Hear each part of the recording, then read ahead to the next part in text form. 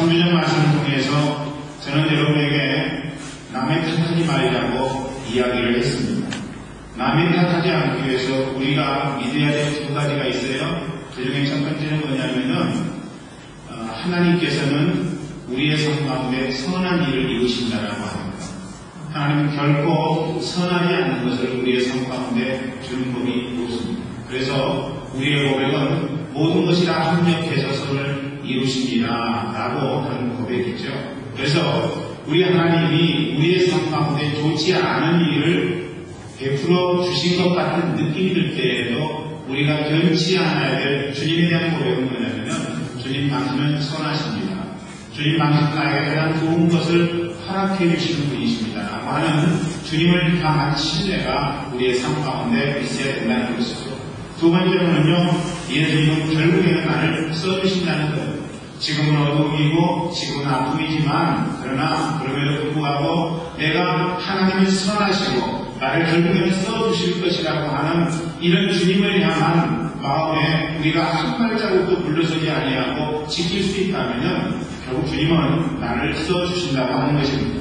그러므로 그런 인생들은 내가 서 있는 환경 그리고 내가 만나는 사람들에게 환경 탓, 사람 탓 해서는 안 된다는 것입니다. 그래서 우리가 그런 인생들은 두 가지를 멀리하라고 여러분에게 말씀드렸습니다. 첫 번째로는 원망하지 말라는 것이죠. 원망하면 안 된다는 것입니다. 두 번째로는 포기하지 말고 끝까지 붙들고 있으면 하나님의 때에 하나님이 우리를 높이시고 우리를 써주신다고 하는 사실, 이 사실 가운데 여러분이 거하기를 원했습니다. 지난주에는요, 새 포도주는 새 후대의 시리즈 두 번째 시간으로 성숙에 관한 생각을 해보았습니다. 우리는 성숙해야 됩니다. 성숙하지 아니하면요, 우리는 유치할 수밖에 없다는 것입니다. 새 포도주가 되는 성숙을 위해서 우리 가운데 있어야 될 것 세 가지를 여러분에게 말씀드렸습니다. 첫 번째로는요, 문제가 생길 때 하나님 아버지 앞에 기도하라는 것입니다. 어떤 인생들은 문제가 생기면 자포자기하고 절망하고 자기 마음 신념 가운데 생기는 감정의 모습으로 응답하는 때가 있다는 것입니다. 그런데 성숙한 사람은 성숙하면 성숙할수록 문제 가운데서 자포자기하지 아니하고 자기의 마음 감정하는 대로 행동하지 아니하고 자기 자신을 주님 앞에 서서 걱정시키고 그래서 기도하며 나아가는 인생을 살게 되더라는 것입니다. 두 번째로는요, 기다리라고 하는 거예요. 나에 대해서 기다릴 뿐만 아니라 다른 사람에 대해서도 기다려야 된다는 것입니다. 성숙을 위해서는 우리가 끝까지 인내하고 끝까지 기대하는 작업이 우리의 삶 가운데 있어야 된다는 것이죠. 세 번째로는요, 순종하라고 여러분에게 주문했었습니다. 하나님의 말씀 앞에 순종하라는 거예요. 우리가 살아가는 삶의 환경 속에 하나님의 뜻이 다 이해가 되지 않지만은 이해되지 아니함에도 불구하고 하나님의 말씀의 권위 앞에 우리가 응답하게 되면은 하나님께서 결국에는 우리를 성숙시키시고 불러 연단하여도 없을 금보다 귀한 모습으로 정금과 같이 되어서 하나님 영광 돌리는 아름다운 귀한 인생을 살 수 있도록 우리를 인도해 주신다는 겁니다. 그래서 오늘 우리는 하나님의 말씀 앞에 순종해야 된다는 것입니다. 오늘은 지난주에 이어서 새 포도주는 새 후대의 세 번째 시간입니다. 말씀을 통해서는 우리 교회 공동체가 진짜 참된 회상한 공동체가 되기를 주의 이름으로 간절히 축원합니다. 할렐루야. 우리 사회는요, 지금 사무병에 걸려 있습니다. 무로 시작하는 네 가지 병에 걸려 있다는 것이죠. 그 첫 번째가 뭐냐면요, 무관심입니다. 관심이 없어요. 내가 하고자 하는 것 외에는 관심이 없다는 것입니다.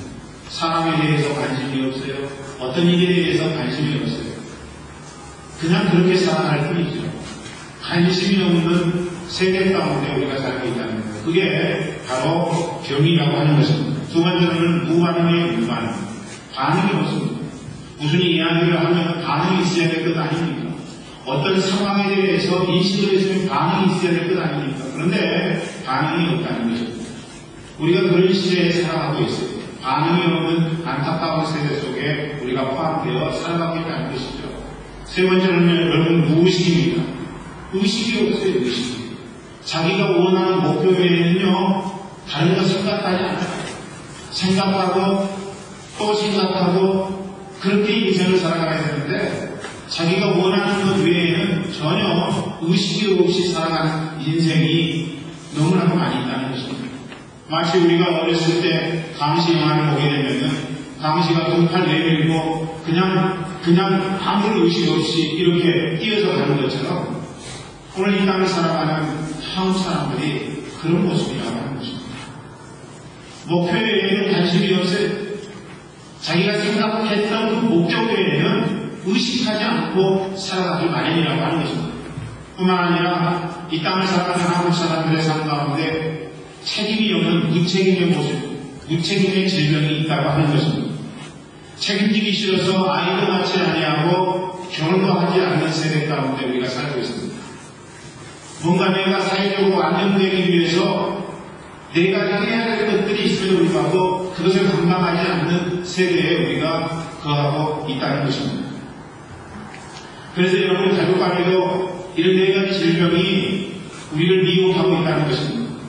무관심, 무반응, 무의식, 무책임한 현상이 우리의 가족들 속에서도 나타나고 있다는 것입니다. 여러분, 이렇게 우리가 무관심, 무반응, 무의식, 무책임한 인생을 살다 보니까 내가 원하는 것 외에는 중요한 것이 아무것도 없어요. 여러분, 내가 세운 계획, 내가 세운 목표 외에는 그 누구도 나를 인도할 수 없는 그런 시대 속에 살고 있다는 것입니다. 그것이 육신의 정욕이든 안목의 정욕이든 이생의 자랑이든 한번 내가 세운 그 목표 그리고 목적 그 누구도 침범할 수 없는 나만의 그런 삶을 우리가 살고 있다는 것입니다. 그래서 그렇게 살다 보니까 우리 대한민국은요, 대한민국이 아니고 대한민국이 되고 말았다는 것입니다. 모든 사람들이 때만 쓰면 그것으로 끝나는 거예요. 배째를 하는 그런 모습으로 오늘 인생을 살아가고 있다는 것입니다. 자신들의 바쁘름만 생각해. 그렇지 않습니까?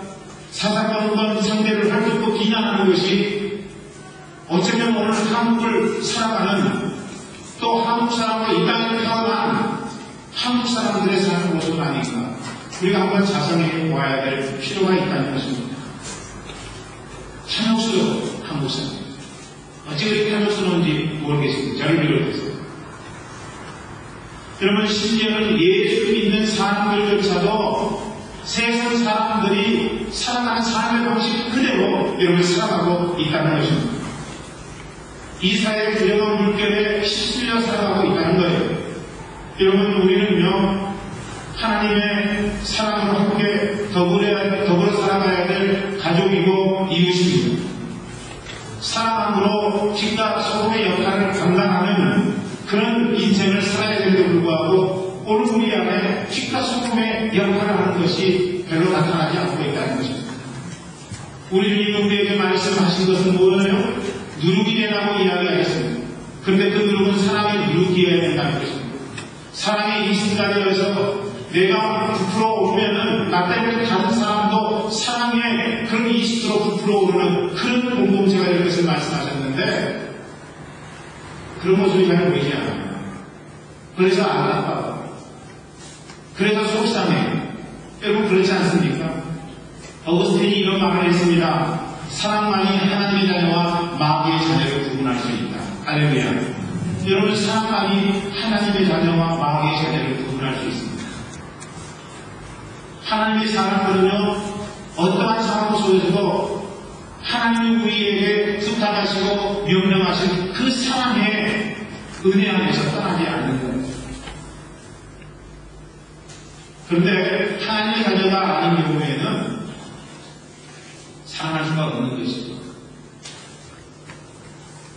그렇지만 오늘날 우리가 살아가는 시대에는 다 똑같아요.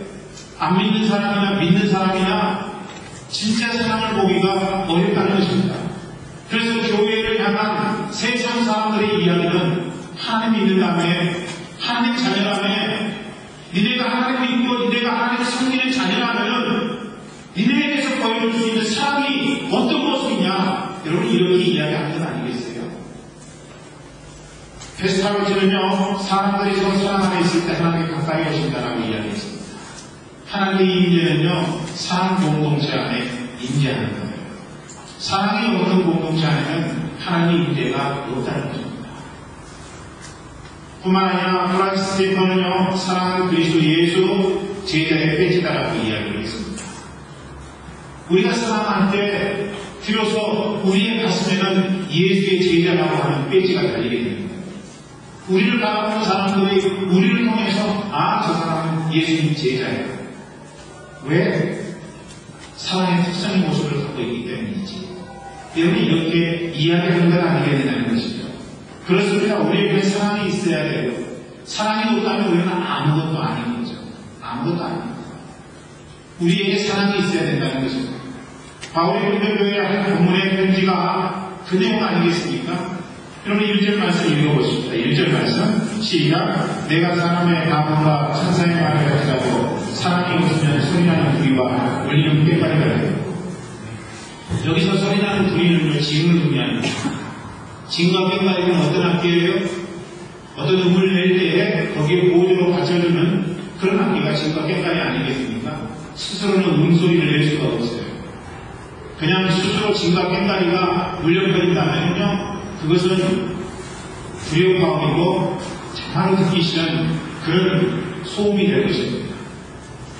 꽹과 징가리가 악기다운 악기의 모습을 갖는 것은 폐음이 소리를 내고 풍소가 소리를 내고 피기가 소리를 낼 때 거기에 맞추어서 장단을 맞추어주게 되면 비로소 징과 꽹가리는 아름다운 악기의 범주에 포함되게 되는 거죠. 마찬가지로 우리 안에 사랑이 없으면은 징과 꽹가리라고 그렇게 성경은 우리에게 말씀해 주고 있습니다. 그러니까 사랑 없는 말은요, 아무리 그게 미사의 요구를 곁들여서 아름다운 말이라고 할지라도 그것은 진짜 사랑일 수가 없다고 하는 것입니다. 어떤 남성이 어떤 여성에게 너무나도 찬양하고 그리고 갇힌 말로 당신을 사랑합니다 라고 그렇게 고백했다고 할지라도 그 남성의 마음 가운데 여성을 사랑하는 진짜의 마음이 없으면 그것은 아무것도 아니라고 하는 것입니다. 바울은 안 그런가 나가면 2절 말씀 보세요. 2절 말씀 읽어봅니다. 시작. 내가 예언하는 능력이 있어 모든 비밀과 모든 지식을 알고 또 사랑을 돌릴 만한 모든 믿음이 있을지라도 사랑이 없으면 내가 아무것도 아니요. 여러분, 예언하는 능, 여기 예언하는 능이라고 하는 것은 하나님의 말씀을 개헌하는 능이다, 이렇게 우리가 다시 말할 수 있습니다. 하나님의 말씀을 개헌할 때 여러분, 그때 비밀스러운 것들이 밝혀지고 또 모든 지식이 드러나게 됩니다. 그래서 이제 이 부분은요, 하나님의 영역입니다. 저도 이 땅을 살면서 이 하나님의 영역을 소유하고 싶어요. 말씀을 증거할 때마다 여러분들이 갖고 있었던 비밀의 문제가 해결되어지고 그리고 여러분의 비밀이 무엇인지 깨닫게 됩니다. 내 스스로가. 뿐만 아니라 이 땅의 모든 지식을 다 알고 있어서 나에게 어떤 도움을 요청하면 그 지식을 가지고 도와주고 세워주고 하는 그런 역할을 하는 목회자. 하나님의 영역을 소유하고 싶어요. 또 산을 옮기는 것은 하나님의 영역이죠. 저도 제 삶 가운데서 목회 현장 속에서 그런 권능과 능력이 나타나기를 원합니다. 아멘도 안 해요. 목사가 능력 나타나기를 원한다고 그러면 여러분들이 아니! 이렇게 부정 들고 하지는 않아도 아멘을 해야죠. 여러분에게 도움되는 건 아니겠습니까? 산을 옮길 만한 능력을 제가 갖고 싶어요. 그래서 여러분들을 병들었을 때 안수하면 병이 나고 또 제가 해결사의 역할을 톡톡히 해내면서 우리 교회에 속한 자들은 프라하니 교회에 속했다는 이유 하나만으로도 이 세상 어떤 신앙들보다 축복을 얻고 은혜를 체험하고 주님 사랑 안에서 성숙된 신앙의 모습으로 나아가기를 원한다는 말이에요. 그렇게 되겠고. 근데 그게 나타나지 않아요. 잘 나타나지 않습니다. 하나님의 영역이기 때문에. 그렇게 원하지만은 그런 게 잘 나타나지 않습니다. 그런데 이제 오늘 말씀의 결론이 있어요. 결론이 2절 말씀에. 그 말씀이 무슨 말씀이냐면은 하나님의 능력을, 즉 다시 말해서 하나님의 신적인 영역에 그렇게 포함된다고 할지라도 사랑이 없으면 그건 아무것도 아니라는 거예요. 내가 여러분들에게 놀라운 비밀들을 이야기하고 지식을 갖고 있어서 여러분에게 원하는 대로 가르쳐주고 깨닫게 해주고 뿐만 아니라 산 옮길 만한 능력이 있어서 여러분들에게 기도하면 그런 능력이 나타난다 할지라도 내 안에 하나님의 사랑이 없으면 그것은 아무것도 아니라는 사실을 성경은 분명히 이야기하고 있다는 것입니다. 거기다가 3절 말씀은 더욱 기가 막힌 말씀을 합니다. 3절 말씀 읽어보죠. 시작. 내가 내게 이 모든 것으로 소리하고 또 내 몸을 불쌍하게 내어줄지라도 사랑이 없으면 내게 아무 의미가 없느니라. 사랑 없이 내게 있는 것을 소모할 수 있어요? 여러분, 내게 이 모든 것으로 다른 사람을 섬길 수 있습니까? 사랑 없이? 또 사랑 없이 자기 몸을 불쌍하게 내어주며 다른 사람을 위해서 헌신할 수 있습니까? 헌신할 수 없다고 생각하죠. 그런데 그 사랑이 없어도 헌신할 수 있다는 게 오늘 성경 본문의 3절 말씀입니다. 그러니까 여러분 사랑 없이도 우리 몸을 불쌍하게 다른 사람을 위해서 내어줄 수 있다는 거예요. 다른 사람을 위해서 내 목숨을 바칠 수 있다는 거예요. 사랑 없이도 내가 갖고 있는 모든 것으로 다른 사람을 구제하고 섬길 수 있다는 것이 오늘 본문의 말씀이라고 하는 것입니다. 당시 고린도 교회는요, 처음 교회가 세워질 때와 많이 달라졌어요. 많이 변질되었고, 그리고 우리 주님이 우리에게 부탁하신 말씀과 상당히 거리가 먼 상태로 전락하고 말았습니다. 이 교회에 영향을 받아서 교회 안에 간음의 모습이 있었음에도 불구하고 그 간음에 대해서 지적하고 잘못했다고 이야기할 수 있는 사람이 없었다는 것입니다. 뿐만 아니라 우상 숭배의 영역이 교회 안에서 비일비재하게 벌어졌습니다.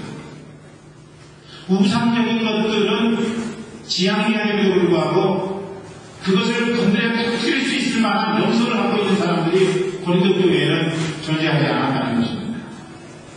교회 안에 은사 받는 주의와 신비주의가 판을 쳤습니다. 은사는 좋은 거예요. 그렇지 않습니까? 그런데 고린도 교회에는요, 사랑 없는 은사가 강조되었기 때문에 그 은사들을 가지고는 하나님의 영광의 방식을 드러낼 수가 없다는 것입니다. 사랑의 모습으로 하나님 우리 각자에게 주신 은사를 따라 아름답게 섬기고 헌신할 때에 하나님이 영광 받으시고 교회가 하나님의 교회답게 아름답게 인도함을 받을 수 있을 때인데 고린도 교회는 그 사랑이 존재하지 아니하고 은사만 강조되었다고 하는 것입니다. 여기서 하나님의 말씀이라고 이야기하고 저기서 하나님의 말씀이라고 이야기하고 내가 하나님을 뵙다고 이야기를 하고 그런 신비주의가 고린도 교회의 성도들을 사로잡고 있었다는 것입니다. 그렇게 해야만 신앙이 있는 사람처럼 인식되었기 때문에 거짓의 모습으로 그렇게 응답하는 사람들이 고린도 교회에 정체했다고 하는 것입니다. 뿐만 아니라 고린도 교회는요, 사부 모여져 있습니다. 네 개의 파로 나눠져 있었죠. 나는 바울파다, 나는 아볼로파다, 나는 베드로파다, 나는 예수파다. 여러분, 사람들이 각기 자기가 원하는 목회자 그룹의 그런 가르침에 따라서 하나 되지 못하고 분열했다는 이야기입니다. 내가 만든 것에 대해서 이야기해주면 박수치면서 그 사람을 따라가고 내가 벽체의 부분에 대해서 이야기하면 그 사람을 미워하고 정죄하고 나는 적어도 그런 사람보다 다른 사람이야 우월의식에 사로잡혀서 다른 사람을 자기보다 낮게 여기는 그런 모습이 고린도 교회의 모습이었다고 하는 것입니다. 그래서 바울은요, 고린도 교회의 변질과 타락을 교정하는 대안으로 사랑을 제시했던 것입니다. 이렇게 살아서는 안 된다. 이런 모습으로 하나님 앞에 응답해서는 안 된다는 이야기를 바울은 지금 하고 있는 것입니다. 그래서 사랑이 없으면 아무것도 아니라고 그렇게 목소리 높여서 세 번째 반복하며 외치고 있는 것입니다. 물론 고린도 교회 성도들도요, 나름대로 사랑했어요. 나름대로 사랑했습니다. 그러나 말 그대로 그것은 나름의 사랑입니다.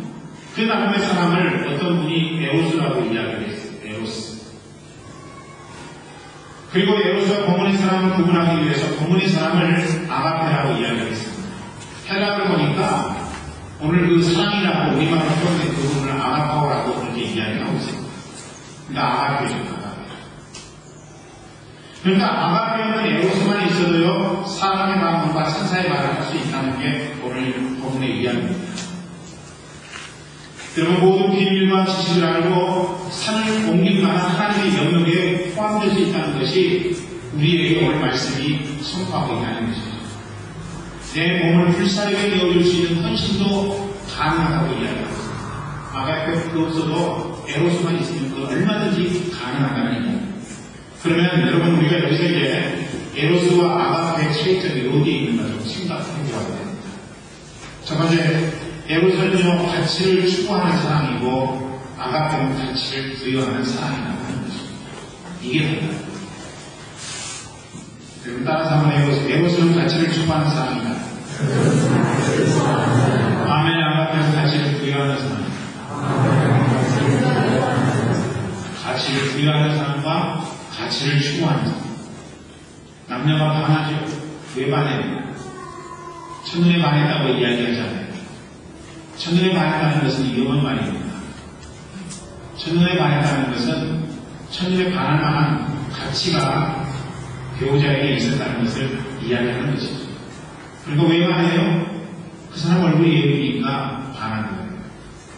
그 사람이 그만큼의 능력을 갖고 있으니까 반하는 것이라는 이야기죠.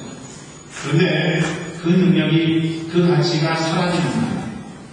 내 사랑도 사라질 수 있는 것이 바로 에로스 사랑이라고 하는 것입니다.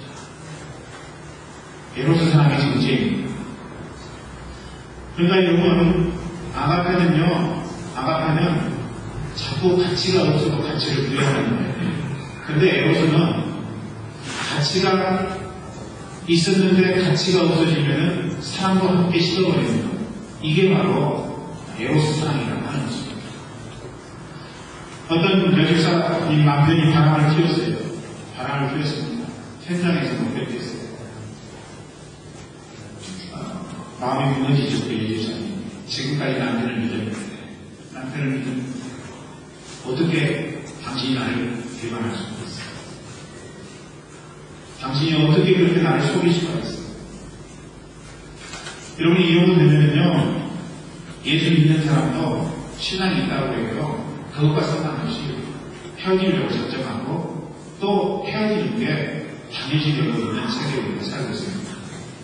그런데 이 여직사님이 헤어지지 않겠다고 마음가운데 결단을 했습니다. 그 이유가 뭐냐면요, 저 불쌍한 인간 나까지 끝납니다. 누가 도와줄까? 이 마음으로 남편에게 가치를 부여했고, 그리고 이혼하지 않는, 오히려 그런 현장 속에 있는 그를 향해서 사랑의 마음을 가졌다는 얘기입니다. 이게 여러분 아가페예요. 그 사람은 행위대로 내가 반응할 수 있지만은 그렇게 하지 않냐고 새로운 가치를 부여하는 겁니다. 그런데 내가 아니면은 누가 저 사람을 도와줄 수 있겠냐? 아무도 도와줄 사람이 없지. 내가 저 사람을 하나님의 사랑으로 섬겨야지. 새로운 가치를 부여하는 거예요. 새로운 가치. 아가페 사랑은 너무 고차원적으로 이렇게 생각할 필요는 없어요. 내가 마땅히 할 수 있는 것을 하지 아니하고 마땅히 하지 않을 것을 할 수 있는 것. 그게 바로 여러분 아가페 사랑의 모습이라고 하는 것입니다. 제가 듣고올 교회에 있을 때 일입니다. 남편이 도박을 했어요. 남편이 도박을 했는데 집 재산을 다 날릴 정도로 도박을 했습니다.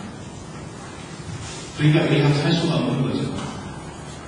빈대도 낯짝이 있다고 이야기를 하는데 낯짝이 있으면은 재산 다 날리고 나서 우리 행복하게 살지 않겠냐는 도타죠.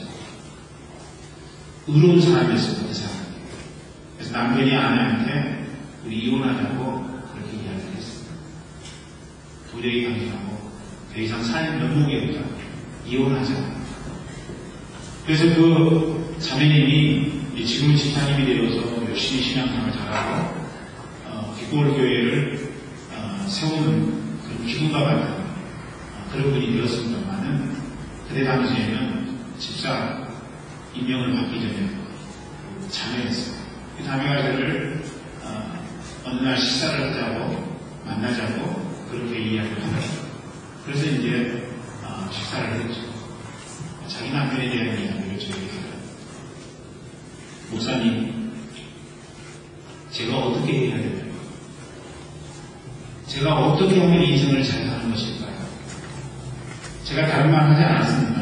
하나님 뜻을 물었어요. 헤어지는 게 하나님 뜻이라고 생각하십니까? 남편하고 그럼에도 불구하고 같이 사는 게 하나님 뜻이라고 생각하십니까? 제가 그 이야기를 했어요. 그리고 하나님이 가르쳐 주시는 대로 하나님 뜻 앞에 순종하십시오. 결론을 내지 않았어요. 그런데 본인이 한 2, 3일 고민하고 기도하고 갈등하더라고요. 그리고 나서 저에게 전화를 했습니다. 목사님, 제가 제 남편에게 지금까지 사랑으로 돌봐주지 않기 때문에 제 남편이 다른 곳에 마음을 쏟을 수밖에 없었습니다. 제가 남편에게 회개하고 그리고 그 남편을 사랑으로 품겠습니다. 할렐루야. 이런 고백을 저에게 하더라고요. 정말 잘 살고 있어요. 하나님 은혜 안에 살고 있죠. 여러분, 아가페 사랑이 다른 거 아니에요. 가치를 새롭게 부여하는 거예요. 저 왼수 인간을 내가 똑같이 반응해야 되는 거고, 그렇게 하지 않고 주님이 내게 베풀어주신 사랑 그대로 우리가 응답할 수 있다면 여러분, 그것이 바로 아가페 사랑이라고 하는 것입니다. 사실 여러분이나 저는요, 가치 없는 자예요.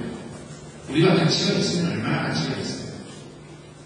생각해 보세요. 이 땅을 살아가는 모든 생명체 가운데 하나님을 원망하는 생명체는 인간밖에 없습니다. 눈만 뜨면 하나님 원망해요. 하나님 이럴 수가 있습니까? 하나님 어떻게 하나님 나에게 이런 일을 베푸실 수가 있습니까? 하나님 제 인생 괴롭습니다. 하나님이 이렇게 제 인생을 만드시지 않았습니다. 이렇게 이야기하면서 얼마나 우리는 하나님 앞에 원망하는 거예요. 하나님 찾아뵈서 우리 인생을 살고 있잖아요. 그런데 여러분, 밖에 바람이 휘날리는 나무가 어느 날 하나님 앞에 하나님을 원망하면서 나 못 살겠다 하면서 스스로 막 부러뜨리는 거 맞습니까? 그렇지 않죠. 여러분, 짐승과 동물들을 보세요. 어떤 짐승이, 어떤 동물이 하나님의 하신 일에 대해서 원망합니까? 곤충을 보세요, 여러분. 그 어떤 곤충이 하나님의 하신 일에 대해서 원망하느냐는 거예요.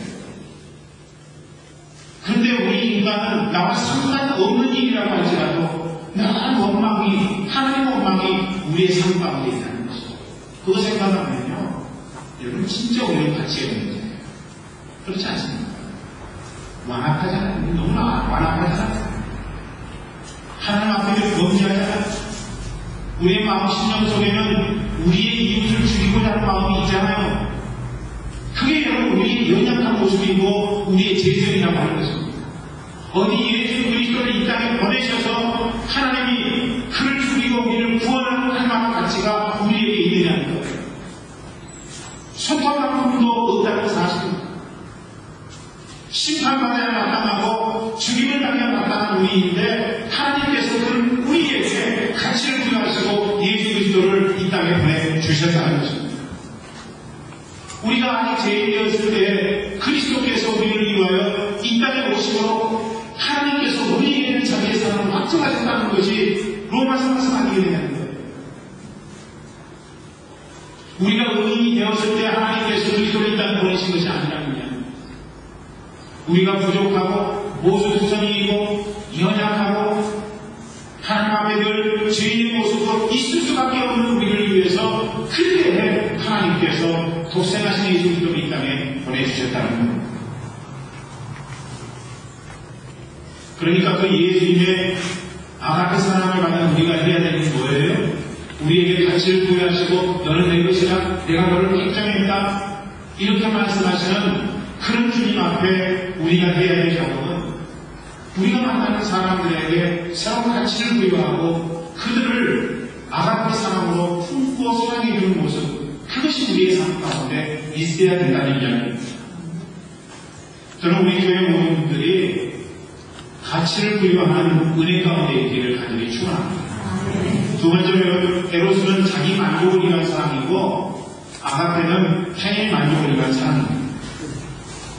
저는 오늘 말씀을 준비하면서 지금 제 목회가 저의 만족을 위한 목회는 아닌가를 많이 생각해 보았습니다.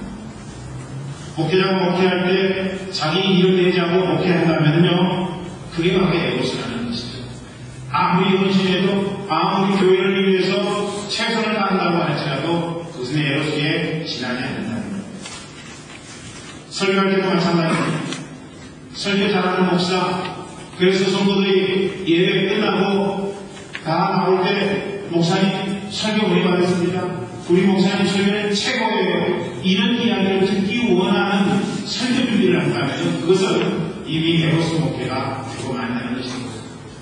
생각 많이 해봤습니다.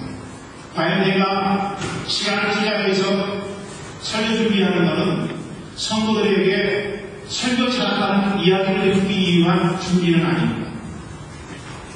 하루 이틀 설교를 준비하면서 최선을 다하는 것이 결국에는 설교 잘한다라고 하는 사람들의 칭찬에 궁금이 있어서 하는 준비는 아닙니다. 생각을 해봐야 하는 겁니다. 여러분, 설교를 준비하는 것은요, 제가 사람들에게 설교 잘한다는 이야기를 듣기 위한 준비가 아니라 성도 사랑이 목표가 되어야 될 줄로 믿습니다. 왜 설교를 열심히 준비해요? 왜 설교를 잘해야 돼요? 왜 성도들에게 설교를 통해서 감동을 줘야 돼요? 여러분, 그것은 성도들이 치유되고 말씀을 통해서 회복되도록 하기 위함이라고 하는 것입니다.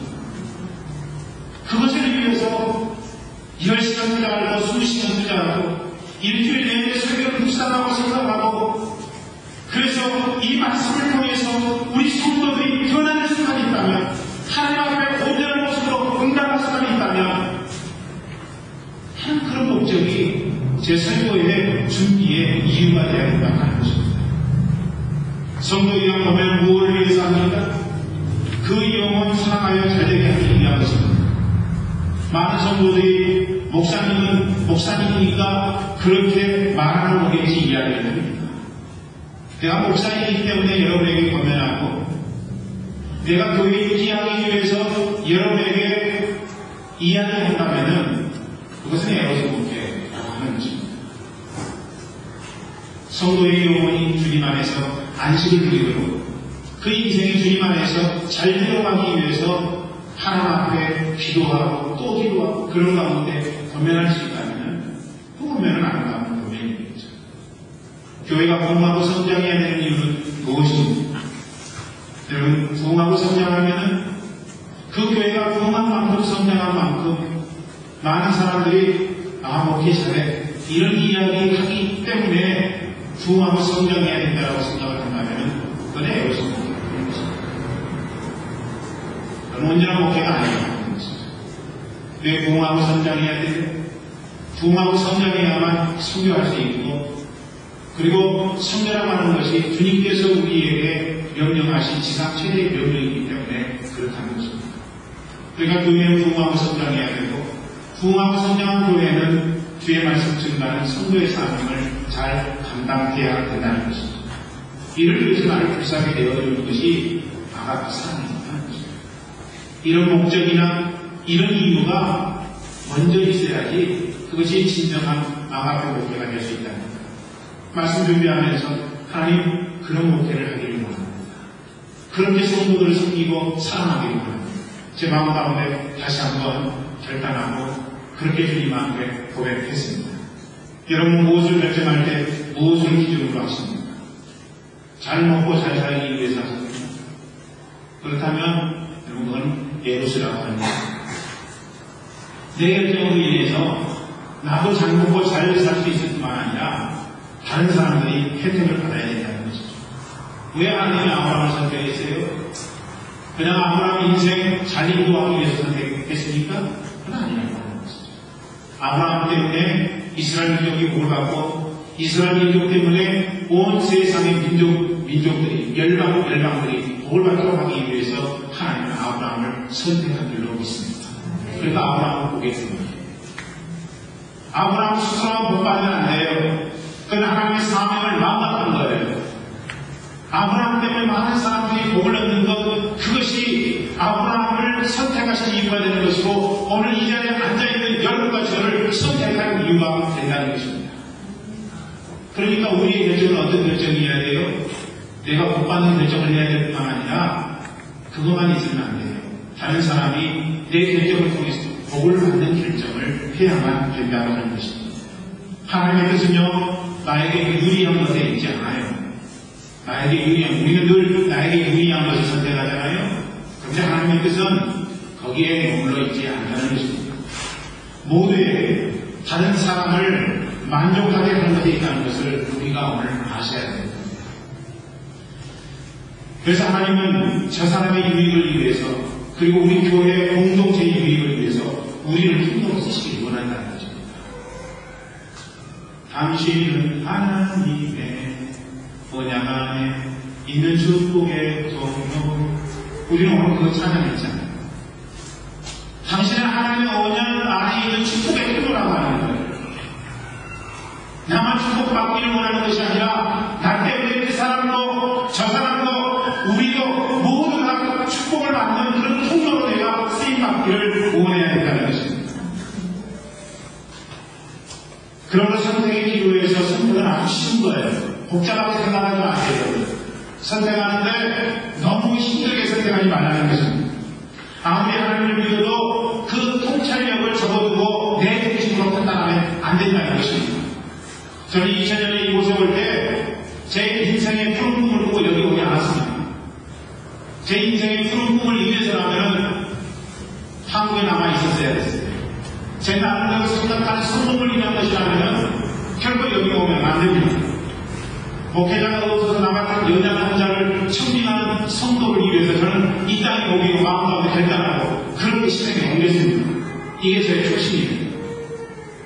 저의 초심은 뭐냐면요, 나의 발전을 위해서, 나의 잘되는 것을 위해서 기회를 따라 선택하는 것, 이게 제 초심이 아닙니다. 저의 초심은요, 나같이 도자기얻는 사람을 목회자로 청빙하는 10년 가난한 성도들을 위해서 나를 투자하고 나를 헌신하고 내 몸을 바치는 것, 이게 제 초심이란 말이에요. 이것이 저를 유지하게 만드는 유일한 삶의 원동력입니다. 제가 보고 이 집에는요, 저의 목회는 예고스 목회입니다. 내 만족을 위해서는 목회. 열심히 수고하고 투자하는 것도 다른 사람이 나에 대해서 어떻게 평가하는가, 그것에 근거한 목회이기 때문에 그것은 예고스 목회고 만나는 것입니다. 여러분, 남을 좋을 때 무엇 때문에 좋아요? 여러분이 일하는 이유는 무엇입니까? 최선을 다해서 수고하고 애쓰는 이유는 무엇입니까? 이익이 되니까 그렇잖아요.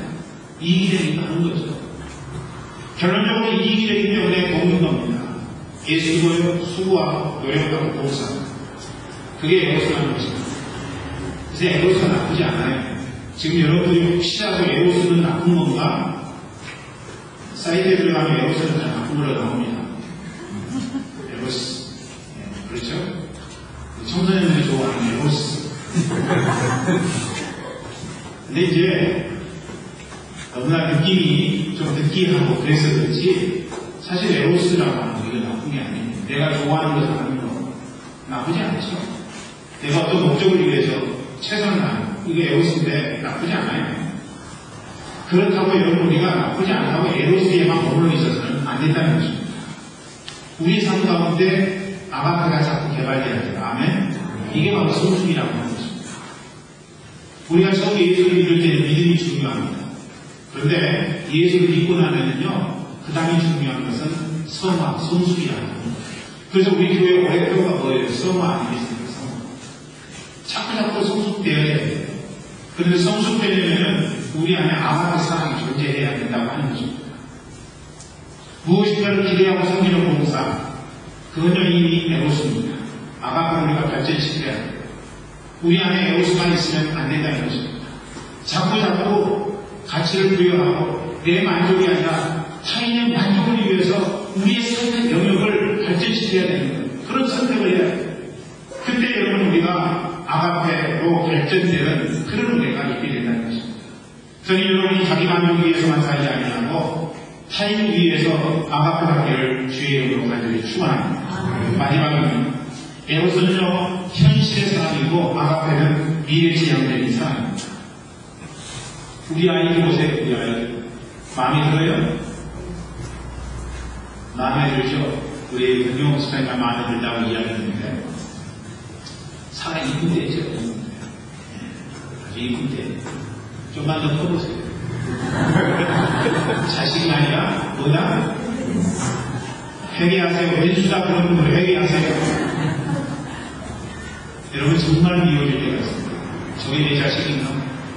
내가 난 자식인가? 내 몸으로 난 자식인가? 이런 때가 여러분 분명히 우리 자녀들의 삶 가운데 있다는 거죠. 마음에 들면 그래서 때로는 자녀를 향해서 유혹하고 그렇지 않아요 여러분? 교양이기만 이야기합니까? 그래서 우리 여성분들은요 3명 할 것도 없어요. 남자가 2명만 키우면은 목소리 커지고요 여기 어깨에 이 헐크가 잡혀나게 된다는 것입니다. 그 아이 둘 키우려면요 정말로 속 다 녹아요. 녹습니다. 얼굴 보지 않고 우리 자녀의 하는 행위대로 우리가 갖는다면요 근데 그게 바로 에로스라고 하는 거죠. 저도 잘 되지 않아요. 페미니에 대해서 무한 사랑을 공급해 주기가 쉽지 않습니다. 한 가지 중요한 것은 뭐냐면 하나님은 동의 하나님이기 때문에 때때로 징계를 해주는 것이 진짜 사랑이다 이렇게 아니하면서 징계를 합니다만 우리 애는 아버지들은 다 그렇게 살았어요. 자식을 안아주지도 않고 축복해주지도 않고 스킨십도 하지 않고 자녀하고 아버지는 멀찌감이 떨어져 있었어요. 그러니까 그런 아버지 밑에서 성장하는 자녀들은요 상처가 있는 거예요. 상처 있는 그 사람이 아버지가 되니까 자녀를 어떻게 키워요? 내 아버지가 했던 모습 그대로 그것밖에 보지 않았으니까 자기 자녀에게 상처를 주는 거죠. 욕하고 하는 행위에 따라서 평가하고 잘하면 그냥 있고 잘못하면 음악을 혼내는 그런 모습으로 응답한다는 것입니다. 칭찬은 고래도 춤추게 한다고 이야기하는데 칭찬이 너무 인색해요. 왜냐하면 그렇게 잘하지 않았습니다. 항상 잘못했다고 지적하는 아버지 밑에서 너 인생을 그렇게 살면 안 된다고 이야기하는 아버지 밑에서 성장하는 거니까 사랑해줄 줄 몰라요. 칭찬해줄 줄 몰라요. 안아줄 줄 몰라요. 머리에 손을 얹고 기도해줄 줄 몰라요. 아빠가 얼마나 너를 사랑하는 줄 알지? 그렇게 말하는 거 배웠어요. 자녀를 위해서 눈물을 흘리는 모습을 보여주지 않아요. 항상 그러시죠. 항상. 그러니까 우리 자녀부터 성장하면 그렇게 하죠. 앞서만 대응이 되는 것입니다. 여러분 저는 오늘 그런 아버지 밑에서 자라셔서 마음에 상처가 있다면 오늘 그리스도 예수 안에서 사랑으로 그 상처를 치유하기를 원합니다. 회복되시고 주님 앞에 기도하시라는 이야기 하나님 제가 하나님 당신한테 보잘것없는 저 가치를 부여하시고 사랑해 주시는 사람을 제가 막막할 수 없습니다. 제 자녀에게 제 배우자에게 그렇게 나아가시고 저를 새롭게 알려주시옵소서. 다음에 상처를 주님 앞에 다 드려놓습니다. 오늘 이 시간 주님 앞에 다 드려놓습니다. 주님 저를 새롭게 알려주시옵소서. 멈출 수 없는 사랑으로 주님 앞에 응답하게 해주시옵소서. 여러분 이제 설교가 다 끝나면 여러분 초청할 거예요. 찬송도 하고 그러면서 여러분 마음 가운데 과거에 있었던 상처 오늘 예수 그리스도의 이름으로 치유되고 회복되기를 여러분 기도하는 그렇게 초청하는 겁니다. 그 시간에 여러분들이 완전하게 회복되었으면 좋겠습니다. 여러분에게 상처가 있다는 그 상처가 치유되고 아물기를 저는 소망합니다. 여러분 누가복음 15장의 편자를 우리가 현실의 사고의 관점에서 보면요, 에로스적인 상황에서 보면은 그 아버지는 아들 호적을 파내야 됩니다.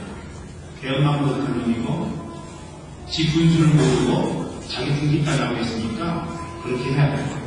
그런데 그 아버지는 현재를 보지 않습니다. 미래를 보았습니다. 당장의 미래를 보았던 것입니다. 그게 주님 마음입니다. 주님이 뭐라고 말씀하셨어요?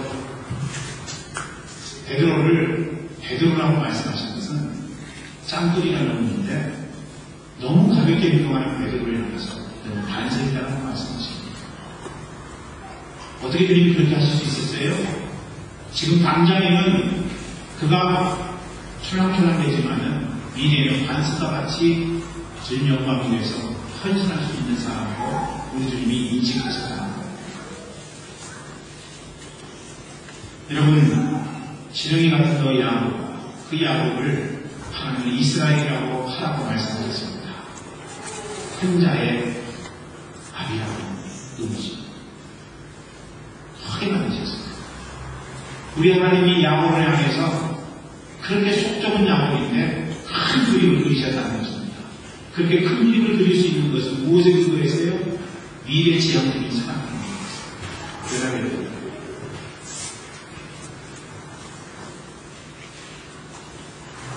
참 사랑을 느끼며 체험하며 그래서 그런 사랑의 사랑으로 인정을 받을 것이다라고 하는 하나님의 미래지향적인 사랑이 그렇게 보잘것없는 사랑을 아름답게 만들어내는 것입니다.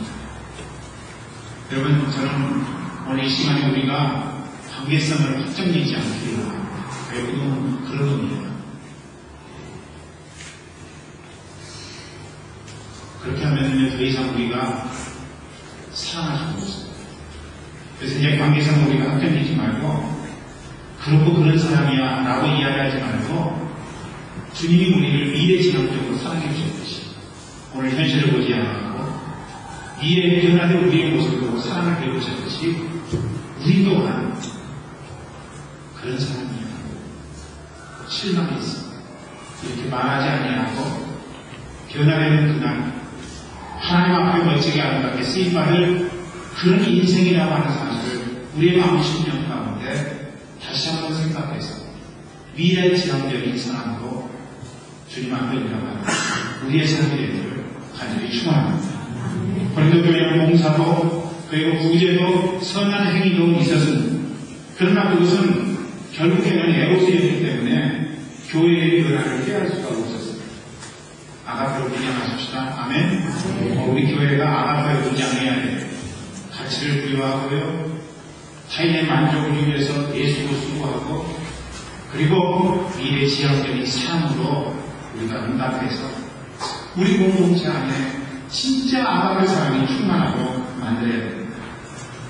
저는 지난번 성은이가 병원에 입원해서 하나님 앞에 부름받은 그날까지 2주 동안의 그 시간들은 우리 교회의 모든 성도들이 아가페 사랑으로 하나가 되기에 조금도 부족하지 않았다고 생각합니다.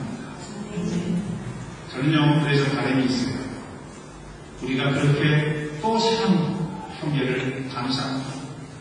그리고 또 사랑하는 자매를 감사할 수 있다면 우리는 진짜 새 포도주는 새 그대의 세 번째 사랑의 아름다운 공동체가 결국에는 될 수 있지 않겠는가 하는 것입니다. 오늘의 말씀을 말하면서 무엇을 했어요? 에로스 사랑이 아닌 아가페 사랑으로 우리가 살아가야 된다는 것입니다. 그 동기가 아닌 무엇으로 살아야 되냐? 무엇으로? 에로스 사랑으로 사느냐? 아니면은 아가페 사랑으로 살아가느냐? 여러분은 어떤 동기로 여러분 배우자를 대하십니까? 아가페 사랑으로 대해야 된다는 것입니다. 여러분은 어떤 동기로 여러분 가족을 대하세요? 만약에 여러분은 어떤 동기로 여러분 이웃을 대하십니까? 그리고 어떤 동기로 교회를 섬기시고 그리고 교회 안에 있는 형제자매를 바라보십니까? 에로스 인간 아니면 아가페입니다. 우리 교회 모든 분들이 아가페 사랑 마음에 갖고 행하며 살기를 주의 이름으로